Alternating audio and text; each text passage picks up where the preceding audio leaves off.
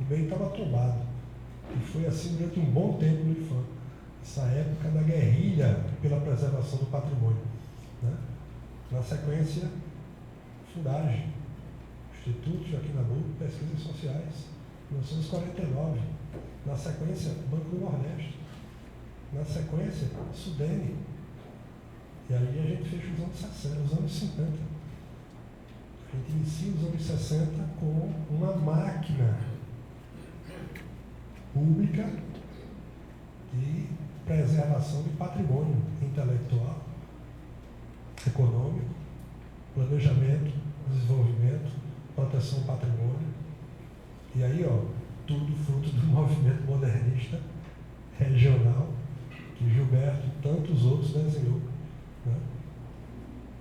Em 26, há 100 anos atrás. Então, a construção do Nordeste, como a gente conhece, é fruto de um exercício dos abnegados que participaram naquela época, né, desse exercício de cidadania que aconteceu. E a gente está falando de um movimento que tem o Nordeste brasileiro definido formalmente como 9 estados só nos anos 70. 70. Então foram 50 anos de trabalho até a gente chegar no ponto mais importante, que é a consolidação daquele exercício que nasce num documento fininho, mas extremamente qualificado, que gerou uma base de conhecimento que está na identidade cultural do povo que habita esse território. O curioso de tudo isso é o que mais chama a atenção. A gastronomia da gente é para lascar. Porque é em cima da gastronomia da gente que tudo isso funcionou. O Odilon Deston foi um dos grandes patrocinadores do evento, né? Amigo de Gilberto e de tantos outros. Conta-se a história de que ele tinha ali colocava sequilhos à mesa para alimentar o debate, né? Então, tem ali, eu já estou salivando aqui. E um bom café, sequilhos, e eram tardes e tardes de discussões e debates para se consolidar, né, aquilo que o manifesto trabalhava. E Gilberto dizia, uma sociedade está em perigo na hora que ela perde a sua referência gastronômica. Né? Na hora que você perde a sua identidade alimentar, você está perdido. Você perdeu tudo. Não tem mais nada, não sobra mais nada, porque a sua memória afetiva já se perdeu. Né?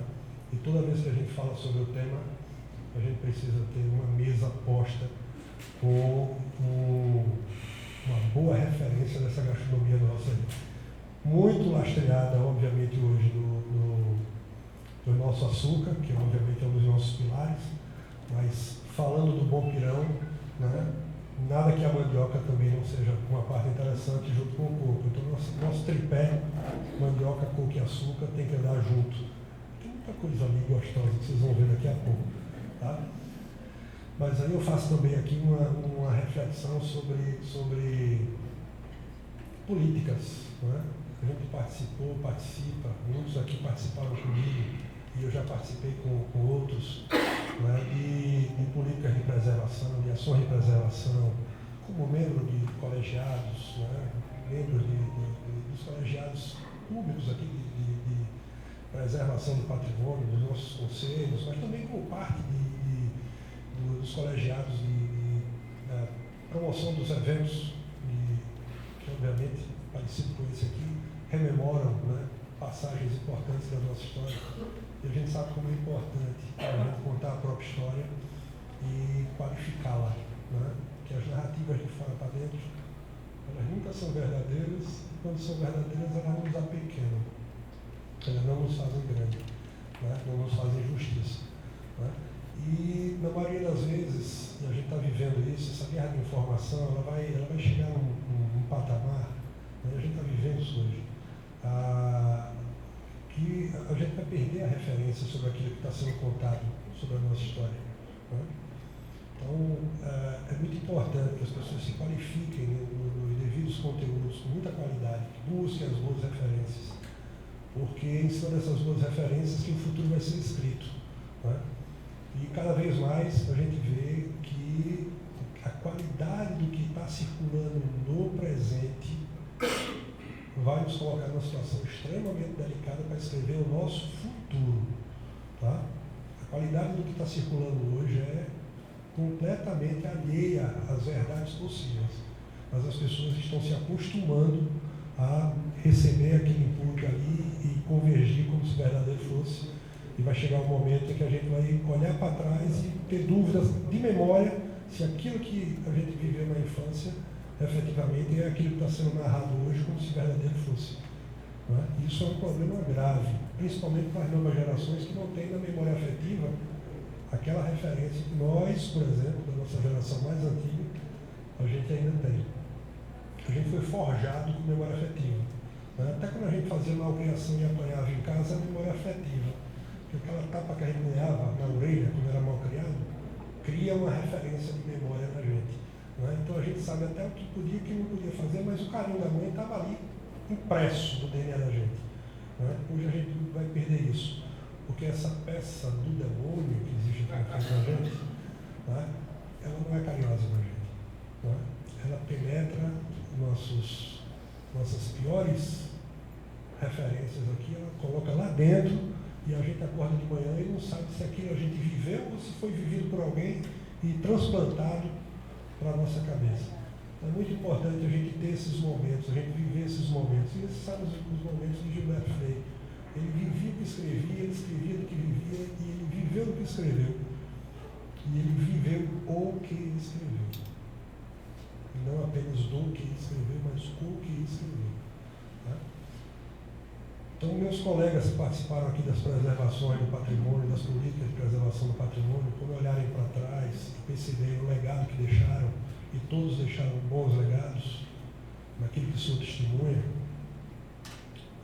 nós vamos visualizar o efeito que o Manifesto Regionalista também causou. Né? Porque essas referências dos nossos ciclos, né, de todos eles, foram palco de grande debate dentro desse seminário. Tá? Existiam pessoas altamente qualificadas, preocupadas com a manutenção da qualidade desses ciclos. Né?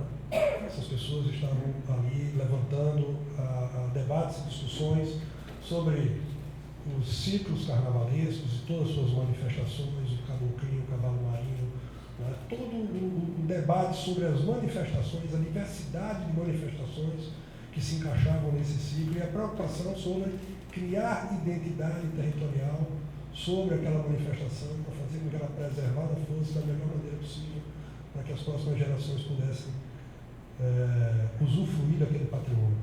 É por isso que o IFAM nasce do jeito que nasce. É por isso que em 28 nasce o Museu do Estado de Pernambuco, por isso que em 28 nasce aqui a Inspetoria de Monumentos, anterior, inclusive, à própria criação do IFAM, do Serviço de Proteção ao Patrimônio Histórico e Artístico Nacional, que é de 37. Nasce em Pernambuco, 2 anos depois dessa grande reunião aqui, tá? No governo Estácio Coimbra. Gilberto era chefe de gabinete de Estácio. Tá? Houve toda uma constituição de um ambiente para a preservação do patrimônio, da identidade de Pernambuco, na sequência do patrimônio erigido, do patrimônio material que aqui existia. Tá? Repercussões positivas e negativas. Teve dinamitação de Casa Grande e Engenho tombado aqui, que foi literalmente tombado. Né? Mas, enfim, é um exercício. Né? E a partir desse exercício, nós hoje, graças a Deus, bem ou mal, temos um Instituto do Patrimônio que faz o papel de preservar, né, aquilo que pode ser preservado, aquilo que deve ser preservado, com a qualidade técnica que a gente precisa, ou que a gente pode ter. Mas, só para finalizar, até para a gente usufruir daquela mesa que está ali fora. O manifesto, ele é uma... Deixa eu ver se eu abro aqui, que eu faço uma leitura rápida. O sistema não está funcionando hoje. Abriu. Tá? Só para fazer aqui uma referência aos partícipes, né? diversidade dos participantes do Congresso, que foi sem dúvida um dos pilares aqui da sua força. Esse é um material que não foi criado exclusivamente por Gilberto. Ele redigiu, mas redigiu depois de uma forte participação dos seus colegas, né? O próprio Odilon Nestor, como eu falei, Samuel Hardo, Alfredo Moraes Coutinho, Carlos Lira Filho, políticos, todos os dois, médicos, Amaurito Medeiros, Governo de Barros, Vinícius Pernambucano, o pai de Gilberto, meu bisavô, Alfredo Freire, né? Joaquim Amazonas, educadores, participação de João Ribeiro e Manuel Bandeira, né? Embora não presentes, mas partícipes aqui à época. Bom, escritores, jornalistas, Samuel Campelo, Aníbal Fernandes, Mário Mélio, Mário Sete, Luiz Célio, Joaquim Cardoso, Ascenso Ferreira, Luiz Jardim, Zé Maria Albuquerque, Júlio Belo, Gaspar Pérez, Pedro Paranhos, Leite Oiticica e o jurista Manuel Caetano de Albuquerque. Mas eu chamo a atenção para dois grandes amigos de Gilberto aqui, que, direto ou indiretamente, participaram da concepção filosófica do manifesto, né? Um é Rudiger Bilder, um alemão que estudou com Gilberto na Universidade de Colômbia, e o outro, Francis Butler Simpkins, também norte-americano, estudante de Colômbia, junto com Gilberto, né? São grandes amigos de Gilberto, influências mútuas, base conceitual. Tem muita coisa na obra deles que referenciam um ao outro, né? Contaminam positivamente um ao outro, né? São utilizados como ferramentas. Então, a gente está vivendo, na concepção do Manifesto Regionalista, aquilo que havia de mais moderno à época sobre a análise, né? Dos conceitos de cultura à época, né? A gente estava vivendo um ciclo da influência, né, de um pensador chamado Franz Boas na vida desses três ex-alunos aqui. Tá? Franz Boas, um alemão de origem, né, judeu-alemão, físico mesmo, físico de formação, mas um especialista na antropologia física. Escreveu um livro chamado A Mente do Homem Primitivo, né? E tem uma base muito sólida de concepção daquilo que é cultura, né? Como ferramental de referência. E Gilberto vem com esse olhar, e esses outros dois colegas são seus pilares de suporte para a constituição, né? Desse olhar, né? Então a gente estava vivendo no mundo dos anos 20, quase chegando nos anos 30, e se lembra que nos anos 30 o nazismo dominou e tomou conta como filosofia de Gilberto, né, e Franz Boas, né? São pessoas que estavam exatamente do outro lado, fazendo uma separação entre raça e cultura, mostrando claramente que cultura e raça são coisas completamente diferentes e que elas não fazem parte do mesmo escopo. Né? Então, tem um pilar muito forte de identidade cultural aqui que faz com que essas coisas não se misturem e elas se preservem como água e óleo, né? Não se misturem mesmo, né? Para que uma não seja utilizada pela outra como ferramenta de dominação. Né? Então, esse manifesto ele é um pilar filosófico que dá para Gilberto Freire, alguns anos depois, como obrigação, a Constituição que vem a ser Casamento Senzala, que é um livro de 1933. Tá? Então, visualizem isso como referência. A vida de Gilberto é a evolução do manifesto do ponto de vista político ou geopolítico, como queira, né? E a partir do manifesto você tem uma filosofia de trabalho que coloca esse olhar diferenciado, né, nas suas obras. E não são poucas as obras que se consolidam a partir do manifesto.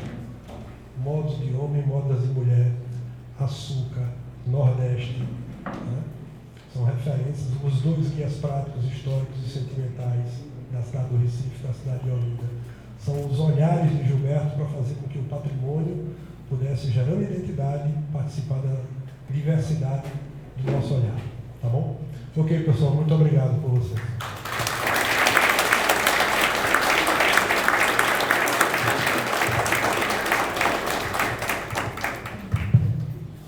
Eu acatei a proposta de Maria Letícia de nós desmembrarmos esse tema do Congresso para várias outras conferências sobre arquitetura, sobre patrimônio e outros tópicos tratados por Gilberto, inclusive a parte histórica, o federalismo e tantas coisas que estão contidas nesse Congresso e no manifesto e que ainda são temas nossos, atuais, e que merecem esse repensar sobre eles. Eu agradeço a presença de todos, fiquei muito feliz de ver Zenaide aqui, que tanto contribuiu aqui para a Academia Pernambucana de Letras, viúva do acadêmico Olímpio Bonaldo.